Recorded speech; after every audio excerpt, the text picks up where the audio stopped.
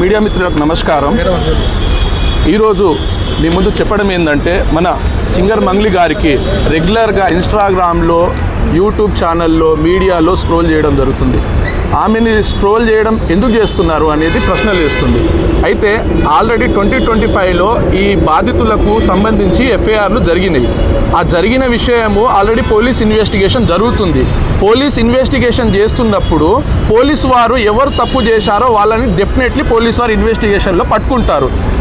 ఇక్కడ మంగ్లీ గారి ఇన్వాల్వ్మెంట్ లేదు కాబట్టే పోలీసు వారు పట్టుకోవడం లేదు. ఎందుకు ఈ సుబ్బు గారు కావాలని మీడియా ముందు వచ్చి ఆయన ఏమైనా ఆఫీసరా? ఆయనను ఎవరైనా ఇన్వెస్టిగేషన్ చేయమని అన్నారా? ఇన్వెస్టిగేషన్ ఆఫీసర్ ఉన్నారు కదా, ఇన్వెస్టిగేషన్ ఆయన చేసుకుంటారు, సిఐడి చేసుకుంటుంది. ఎవరైనా ఎకనామిక్ అఫెన్స్ ఉంటే వాళ్ళు చేసుకుంటారు, వాళ్ళకు హక్కు ఉంది. ఈయన ఎందుకు మీడియాలో వచ్చి ఈమె గురించి అంత డిఫెమ్ చేయడము? ఆమె ఏదో కష్టపడి 14 సంవత్సరాల నుంచి కష్టపడి ఒక పేద కుటుంబం నుంచి వచ్చి ఈరోజు ప్రజల ముందు ఆమె ఆశీర్వాదంతో నడుస్తుంది. ఆమెను ఎందుకు డిఫెమ్ చేయాలి? ఈరోజు కంప్లైంట్ చేయడానికి కారణం ఏంటంటే ఆల్రెడీ మన సుబ్బు గారి పైన ఆల్రెడీ మనం నోటీస్ ఇవ్వడం జరిగింది. ఆయన సత్తుపల్లిలో ఉంటారని చెప్పారు. నోటీసు రిటర్న్ అయింది. ఆయన అడ్రస్ అది కాదు. నిన్న ఒక ఫేక్ కంప్లైంట్ రాసిండు. ఏమని? దాంట్లో అడ్రస్ ఏమో చేంజ్ ఉంది. ఆయన డిఫరెంట్ అడ్రస్లో ఉంటాడు. ఆయన ఎలా నోటీస్ ఇవ్వాలి? రిటర్న్ వచ్చింది. అదేవిధంగా ఆయన పర్సనల్ నోటీస్ ఇవ్వడం జరిగింది, వాట్సాప్లో ఇవ్వడం జరిగింది. ఆయన పైన డిఫమేషన్ కేసు వేయడం జరిగింది. మీడియా మిత్రులకు చెప్పేది ఏంటంటే మేడం మీడియా ముందు రాకపోవడము ఆమె బిజీ షెడ్యూల్ వల్ల రాలేదు. ఆల్రెడీ ఆమె ఆల్రెడీ ఆయన పైన కేసులు వేస్తూనే వస్తుంది. బిఫోర్ ద మీడియా తను రాలేదు. అదే విషయం జరుగుతుంది. ఇప్పుడు ఆల్రెడీ మీకు చూడొచ్చు, ఓఎస్ నంబర్ చూడొచ్చు. అదేవిధంగా ఈరోజు కంప్లైంట్ చేయడానికి కారణం మొన్న 22/3/2026 రోజు సడన్గా ఆయన పూజారి నాగేశ్వరరావు ఒక అడ్వకేట్ గారి ఆఫీస్లో తను ఉంటే మేడం గారు అక్కడ ఉన్నారు. ఆ విషయంలో ఈ కంప్లైంట్ ఆయన 10 లక్షలు డిమాండ్ చేశారంట యూట్యూబ్లో నుంచి, అదేవిధంగా ఈ ఇన్స్టాగ్రామ్లో నుంచి. తన ఏదైతే వీడియోని అన్నీ తీసేస్తానమ్మా, నేను ఈ రోజు నుంచి నేను రాను అని అంటే తను ఇవ్వనని చెప్పింది, ఇగ్నోర్ చేసింది. రాగానే ఫేక్ వేసేశారు. అరే ఆమెకు వేసేది ఉంటే అదే రోజు వేస్తుండే, కంప్లైంట్ వేస్తుండే. ఎందుకు వేయలేదు? ఆమె బిజీ షెడ్యూల్లో ఉండడం వల్ల వేయలేదు. ఆమె దగ్గర వీడియో ఉంది. ఆయన వచ్చి ఆడ మీటింగ్లో ఆయన మేడంతో మీటింగ్ కూర్చోవడం అవసరం ఏముంది చెప్పండి? అంటే ఆయన ఏదో ఎక్స్పెక్టేషన్లో ఉన్నాడు కాబట్టి మేడంతో మీటింగ్ కూర్చుంటున్నాడు. ఆయన అవసరం ఏముంది? ఆయన బాధితులకు న్యాయం చేయాలి కాబట్టి పోలీస్ స్టేషన్ తిరిగి రాదు. నువ్వు డైరెక్ట్ మీడియా ముందు వచ్చి ఎందుకు న్యూసెన్స్ చేస్తున్నావు? మేడంతో డిఫేమ్ ఎందుకు చేస్తున్నావు? దయచేసి మీడియా మిత్రులకు చెప్పేది ఏంటంటే ఆయన డిఫెండ్ చేస్తున్నాడు. ఒక మేడం గారు ఎదుగుతున్న జీవితాన్ని తను ఆపడానికి ప్రయత్నం చేస్తున్నాడు. ఆయన ఏదో బిగ్ బాస్ వెళ్దామని ఒక మీడియాలో చెప్పిండు ఆల్రెడీ. కాబట్టి అలాంటి వ్యక్తులకు కొంచెము మూమెంట్ ఇవ్వకండి అని కోరుతున్నాను. మళ్ళీ మీరు బాధపడద్దు, మీడియా కూడా 100% మీకు సపోర్ట్ చేస్తుంది. అంటే ఈ విషయంలో మీరు కొంత క్లారిటీ ఇవ్వాలన్న ఉద్దేశం ఉంది. మీ అభిమానులకు ఒకటే పోలీస్ డిపార్ట్మెంట్ మీరు రిక్వెస్ట్ చేసి నేను మీడియా మిత్రులకు నేను ఒకటే కోరుకుంటున్నా, దయచేసి ముందు వెనక వెరిఫికేషన్ చేసుకొని పోలీసు వాళ్ళందరినీ కూడా అడిగి, దయచేసి నేను సోషల్ మీడియా నుంచి వచ్చా, నేను సోషల్ మీడియానే నాకు శాపంగా మారుతుందని నేను ఏ రోజు కూడా అనుకోలేదు.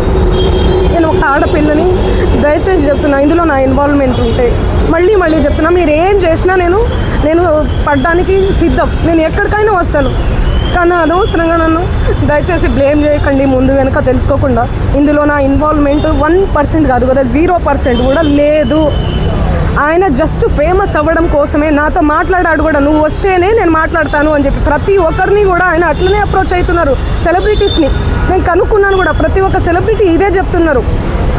రిటర్న్ డబ్బులు ఇచ్చి మరీ ఇంటర్వ్యూ చేయించుకుంటాడట ఆయన. అంత పిచ్చి ఉంది ఆయనకి. ఆయన ముందు వీడియోలు వినండి.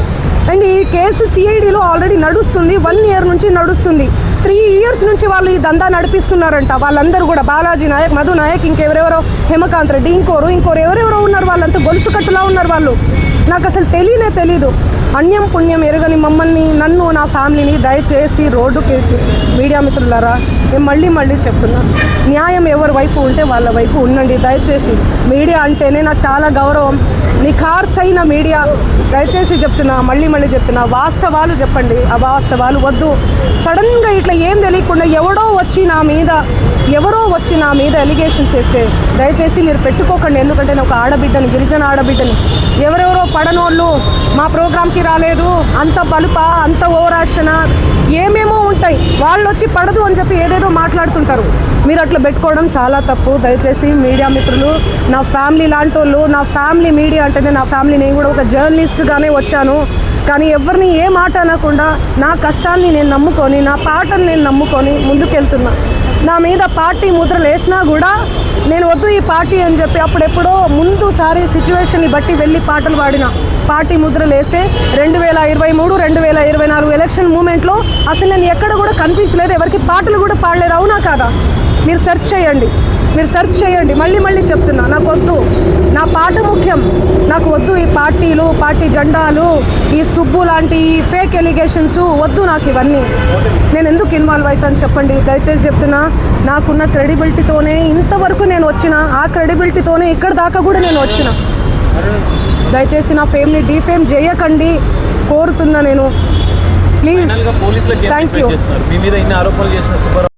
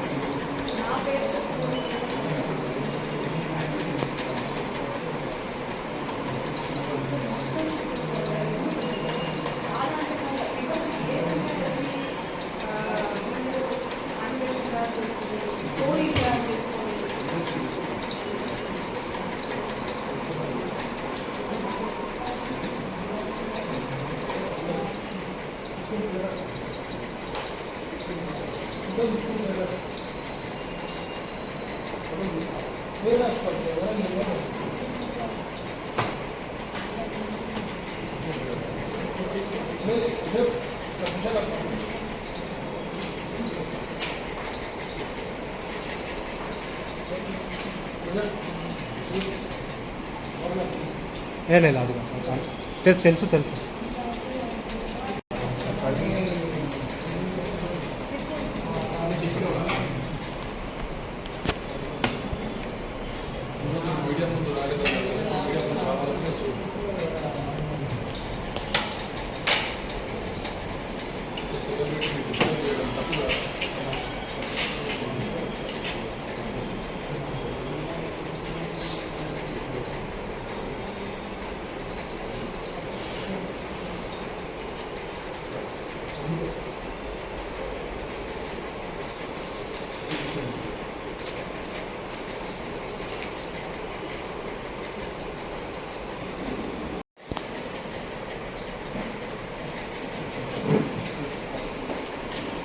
అన్న, కొద్దిగా క్లోజ్గా రండి.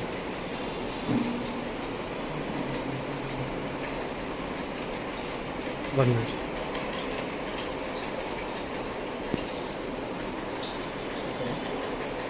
ఓకే.